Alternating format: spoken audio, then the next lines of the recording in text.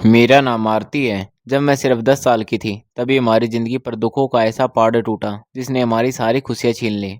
उन दिनों मेरी माँ कई महीनों से लगातार बीमार चल रही थी। हमें समझ नहीं आ रहा था कि आखिर उन्हें कौन सी बीमारी है।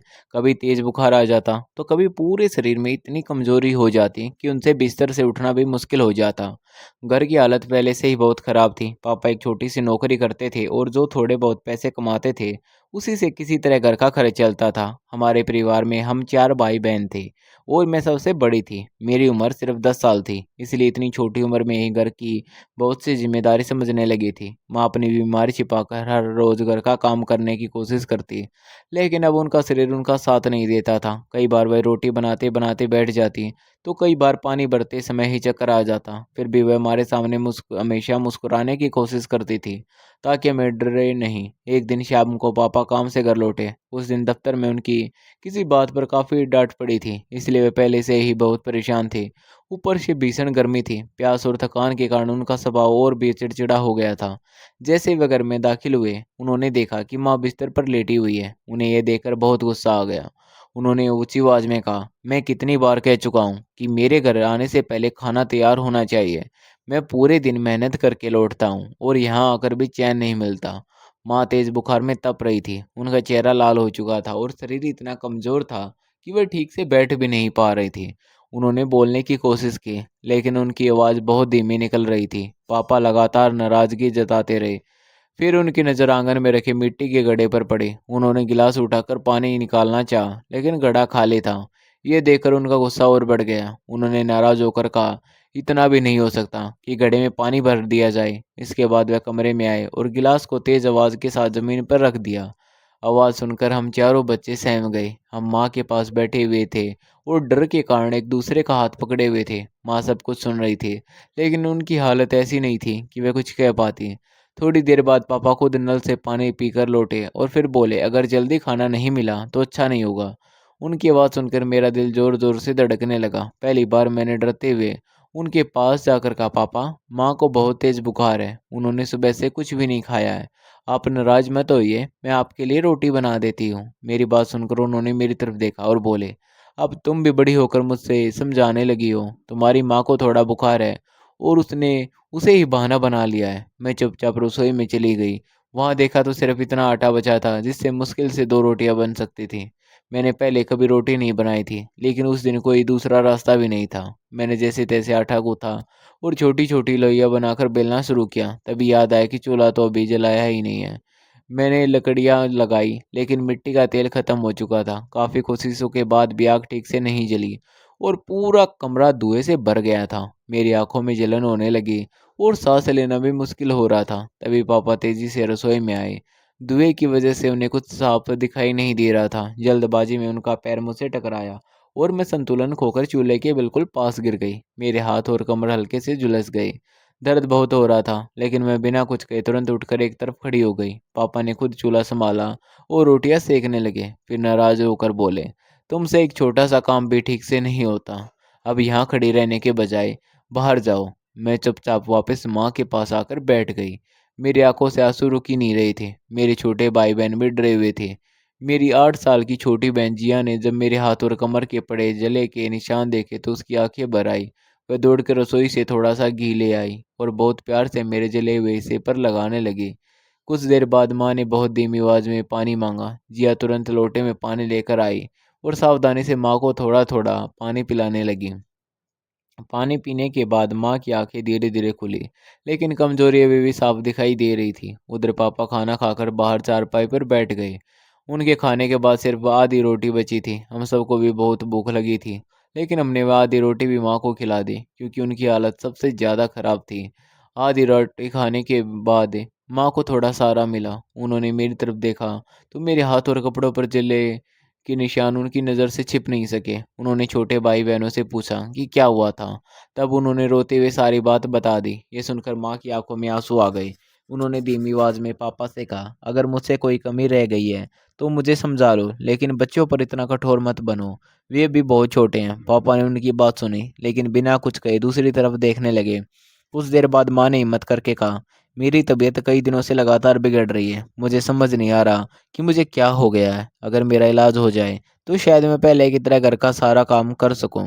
ये सुनकर पापा कुछ देर चुप रहे और फिर बाहर चले गए। उस रात हम चारों बच्चे माँ के पास ही सो गए। पूरी रात माँ को तेज बुखार आता रहा। कभी वह कांपने लगती तो कभी उनकी सांस तेज हो जाती। अगले कई दिनों तक उनकी हालत में कोई सुधार नहीं आया। वे पहले से भी ज़्यादा कमज़ोर होती जा रही थी। अब उनसे ठीक से चला भी नहीं जाता था। आखिर एक दिन शायद पहली बार पापा को भी उनकी हालत देखकर चिंता हुई। उन्होंने कहा, चलो आज तुम्हें शहर के बड़े डॉक्टर के पास लेकर चलते हैं ताकि पता चल सके कि आखिर परेशानी क्या है। माँ ने बिना कुछ कहे सिर हिला दिया। अगले दिन दोनों अस्पताल पहुंचे। डॉक्टर ने माँ की पूरी जांच की और कुछ ज़रूरी टेस्ट लिख दिए। जब टेस्ट का खर्च पता चला तो पापा के चेहरे का रंग बदल गया। उन्होंने माँ से कहा, मेरे पास इतने पैसे नहीं हैं। अगर जांच करानी है तो तुम्हें अपनी सोने की अंगूठी देनी होगी।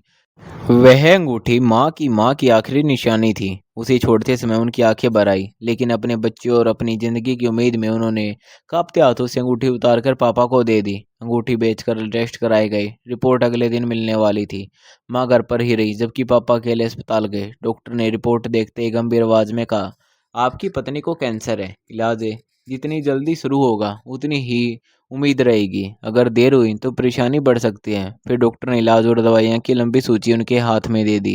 खर्च इतना ज़्यादा था कि पापा लंबे समय तक चुप बैठे रहे। अस्पताल से बाहर निकलने के बाद पापा काफ़ी देर तक सड़क किनारे खड़े रहे। उनके हाथ में माँ की रिपोर्ट और दवाइयाँ की पर्ची थी।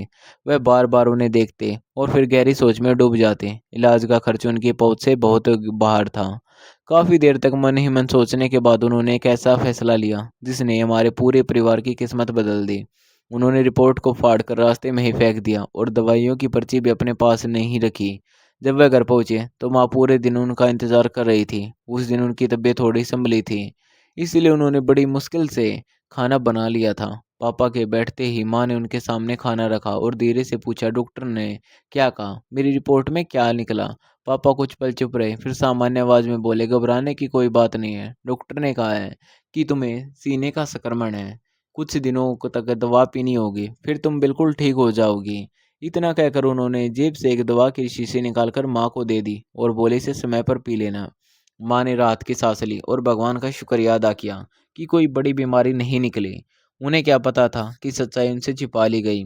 उधर पापा कई दिनों से अपने एक दोस्त के साथ विदेश जाने की तैयारी भी कर रहे थे। उनके दोस्त ने बताया था कि वहाँ अच्छी नौकरी मिल सकती है और कमाई भी पहले से कहीं ज़्यादा होगी। पापा ने घर में किसी को इस बारे में कुछ नहीं बताया। उन्होंने धीरे धीरे अपनी बचत भी अपने दोस्त के पास रखनी शुरू कर दी ताकि विदेश जाने के लिए समय काम आ सके। घर में वह हमेशा पैसे की तंगी की बातें करते हैं, लेकिन अपने भविष्य की योजना किसी से साझा नहीं करते। माँ अपनी बीमारी से अनजान थी। वह दवा समझकर वही शीशी पीती रही और जितनी ताकत बचती उतना घर का काम करती। कई बार तेज कमजोरी के कारण उनके हाथ कांपने लगते, लेकिन फिर भी वह हमारे सामने मुस्कुराने की कोशिश करती। घर में राशन दिन प्रतिदिन कम होता जा रहा था। कई बार सिर्फ 2 या 3 रोटियां ही बन पाती। माँ पहले हमें खिलाती और फिर कह देती कि उन्हें भूख नहीं है, जबकि सच ये था कि वह अपना हिस्सा भी हमारे लिए छोड़ देती थी। हम छोटे थे इसीलिए उनकी मजबूरी समझ नहीं पाते थे। एक शाम पापा अपने दोस्त से मिलकर लौटे तो उनके चेहरे पर अलग ही खुशी थी। उनकी विदेश वाली नौकरी लगभग तय हो चुकी थी। कुछ दिन बाद उन्होंने जाने की तारीख भी मिल गई, लेकिन उन्होंने ये बात माँ को नहीं बताई। अगले कुछ दिनों तक वह सामान्य व्यवहार करते रहे ताकि किसी को शक न हो। फिर एक सुबह वह जल्दी उठे, नए कपड़े पहने और तैयार होकर बाहर आने लगे। माँ ने उन्हें देखकर मुस्कुराते हुए पूछा, आज इतने अच्छे से तैयार होकर कहाँ जा रहे हो? पापा ने सहज बनने की कोशिश करते हुए कहा, आज काम पर एक खास कार्यक्रम है, इसलिए जल्दी निकलना है। माँ ने उनकी बात पर भरोसा कर लिया। जाते समय उन्होंने सिर्फ इतना कहा कि घर में राशन बिल्कुल खत्म हो चुका है। लौटते समय बच्चों के लिए थोड़ा सामान जरूर ले आना। पापा ने हाँ में सिर हिलाया और बिना पीछे देखे घर से निकल गए। हम सब यही समझ रहे थे कि पापा रोज की तरह काम पर गए हैं और शाम तक वापस लौट आएंगे। लेकिन उस दिन शाम बीत गई, फिर रात हो गई और पापा घर नहीं आए। मेरे छोटे भाई बहन बार बार दरवाजे की तरफ देखते और माँ से पूछते, माँ पापा अभी तक आए क्यों नहीं? माँ हर बार यही कहती कि शायद काम ज़्यादा होगा, अभी आते होंगे। लेकिन जैसे जैसे रात गहराती गई वैसे वैसे उनकी बेचैनी भी बढ़ती गई। उस दिन घर में खाने के लिए कुछ भी नहीं था, इसलिए हम सब बच्चों को भूखे पेट ही सोना पड़ा। माँ पूरी रात जागती रही, कभी दरवाजे तक जाती तो कभी आंगन में खड़ी होकर रास्ता देखने लगती। सुबह होते ही उन्होंने पड़ोस में रहने वाले एक चाचा से पूछा कि क्या उन्होंने पापा को कहीं देखा है। चाचा ने हैरानी से कहा, अरे तुम्हें पता नहीं चला क्या? वह तो कल ही नौकरी छोड़कर चले गए। उन्होंने अपने साथ काम करने वालों से कहा था कि उन्हें कहीं और अच्छा काम मिल गया है। ये सुनते ही माँ के पैरों तले जमीन खिसक गई। उन्हें समझ ही नहीं आया कि आखिर बिना कुछ बताए वह कहाँ चले गए। उसी दिन पहली बार माँ ने पड़ोसियों से हमारे लिए थोड़ा सा खाना मांगा। हमारी हालत देखकर उन्होंने जो बचा हुआ खाना था वह दे दिया। माँ ने पहले हमें चारों बच्चों को खिलाया और फिर बचा हुआ थोड़ा सा खुद खा लिया। कई दिनों तक माँ को यही उम्मीद रही कि शायद पापा वापस लौट आएंगे, लेकिन हर दिन के साथ उनकी उम्मीद कमज़ोर होती जा गई। कुछ समय बाद गांव में किसी से उन्हें पता चला कि पापा विदेश जा चुके हैं और वहाँ अच्छी नौकरी कर रहे हैं। ये सुनकर माँ देर तक खामोश बैठी रही। उनकी आंखों से आंसू बहते रहे, लेकिन उन्होंने हमारे सामने एक भी शिकायत नहीं की। उसी दिन उन्होंने फैसला कर लिया कि वो अपने बच्चों के लिए खुद ही सब कुछ करेगी। बीमारी और कमजोरी के बावजूद उन्होंने हार नहीं मानी। उन्होंने लोगों के कपड़े सिलने शुरू किए। शुरुआत में काम बहुत कम मिलता था, लेकिन वह हर कपड़ा पूरी मेहनत और ईमानदारी से तैयार करती थी। धीरे धीरे गांव के लोगों को उनका काम पसंद आने लगा और उनके पास से काम बढ़ता गया। इसी दौरान किसी भले इंसान ने माँ को ऐसे अस्पताल के बारे में बताया जहाँ जरूरतमंदों लोगों का मुफ्त इलाज किया जाता था। माँ ने वहाँ जाकर अपना इलाज शुरू कराया। इलाज लंबा था, लेकिन उन्होंने हिम्मत नहीं हारी। धीरे धीरे उनकी तबीयत में सुधार आने लगा और सिलाई का काम भी बढ़ता गया। समय अपनी रफ्तार से चलता रहा और देखते ही देखते पूरे 5 साल बीत गए। इन 5 वर्षों में माँ ने कभी हार नहीं मानी। उन्होंने दिन रात मेहनत करके न केवल हमें संभाला, बल्कि अपने हुनर से एक नई पहचान भी बना ली। गांव की लड़कियां उनके पास सिलाई और कढ़ाई सीखने आने लगी। धीरे धीरे उनका नाम दूर दूर तक फैल गया। हमारी पढ़ाई भी अच्छी तरह चलने लगी और घर की हालत पहले से काफ़ी बेहतर हो गई। उधर विदेश में पापा अपनी नौकरी में लगे रहे, लेकिन समय ने एक बार फिर करवट ली। जिस कंपनी में वे काम करते थे, वहाँ नियमों की जांच हुई और काम में लापरवाही की वजह से कई कर्मचारियों के साथ उनकी नौकरी भी चली गई। अचानक उनके सामने फिर से वही मुश्किल खड़ी हो गई, जिनसे बचने के लिए वे अपना परिवार छोड़कर गए थे। मजबूर होकर उन्हें अपने गांव लौटना पड़ा। रास्ते भर उनके मन में यही ख्याल था कि इतने वर्षों में शायद उनकी पत्नी अब इस दुनिया में नहीं होगी और बच्चे भी जाने कहाँ होंगे। लेकिन जैसे ही वे अपने घर के सामने पहुंचे, उनकी आंख हैरानी से फैल गई। जिस घर को वे कभी टूटी दीवारों और कच्चे आंगन के साथ छोड़कर गए थे, आज वही घर पूरी तरह बदल चुका था। आंगन साफ सुथरा था, चारों तरफ फूलों के पौधे लगे थे। बरामदे में कई सिलाई मशीन रखी थी और गांव की बहुत सी लड़कियां वहां बैठकर सिलाई और कढ़ाई सीख रही थी। सामने कुर्सी पर मेरी माँ पूरे आत्मविश्वास के साथ उन्हें सिखा रही थी। उनके चेहरे पर अब बीमारी की जगह आत्मविश्वास और सम्मान साफ दिखाई दे रहा था। पापा कुछ देर तक वहीं खड़े रहे, सब कुछ देखते रहे। फिर धीरे धीरे माँ के पास पहुंचे और बोले, संध्या, मुझे लगा था कि तुम अब इस दुनिया में नहीं होगी, लेकिन तुमने तो सब कुछ बदल दिया। माँ ने उनकी तरफ देखा और शांत लेकिन दृढ़ आवाज में कहा, इतने सालों बाद आज तुम्हें हमारी याद कैसे आ गई? जब हम भूखे थे तब तुमने एक बार भी पीछे मुड़कर नहीं देखा। जब बीमारी से मैं बिस्तर पर थी तब भी तुमने साथ छोड़ दिया। जिन बच्चों को अपने पिता की जरूरत थी, उन्हें मैंने अकेले संभाला। आज हम अपने पैरों पर खड़े हैं, इसलिए हमें किसी सहारे की जरूरत नहीं है। पापा ने सिर झुकाकर कहा, मुझसे बहुत बड़ी गलती हो गई, अगर हो सके तो मुझे माफ कर दो। माँ ने जवाब दिया, माफी शब्दों से नहीं, कर्मों से मिलती है। जो जिम्मेदारी कठिन समय में छोड़ दी जाती है, वह बाद में लौटकर भी पूरी नहीं हो सकती। इतने में मोहल्ले के लोग भी वहां इकट्ठे हो गए। गांव के सभी लोग माँ का सम्मान करते थे, क्योंकि उन्होंने न केवल अपने परिवार को संभाला था, बल्कि गांव की कई बेटियों को आत्मनिर्भर बनने का रास्ता भी दिखाया था। लोगों ने पापा से कहा, जब इस परिवार को तुम्हारी सबसे ज्यादा जरूरत थी तब तुम इन्हें अकेला छोड़कर चले गए। आज इन्हें फिर से परेशान मत करो। पापा चुपचाप सबकी बातें सुनते रहे। बाद में उन्हें पता चला कि माँ का इलाज एक ऐसे अस्पताल में हुआ जहाँ जरूरतमंद लोगों की मदद की जाती थी और वहीं से वे पूरी तरह स्वस्थ हो गई थी। उन्होंने अपनी मेहनत और ईमानदारी से नई जिंदगी बनाई और अपने बच्चों को अच्छी शिक्षा दिलाई। यह सब सुनकर पापा की आंखें नम हो गई, लेकिन अब बहुत देर हो चुकी थी। टूटे हुए विश्वास को वापस पाना आसान नहीं होता। उस दिन मैंने अपनी माँ को गर्व से देखा।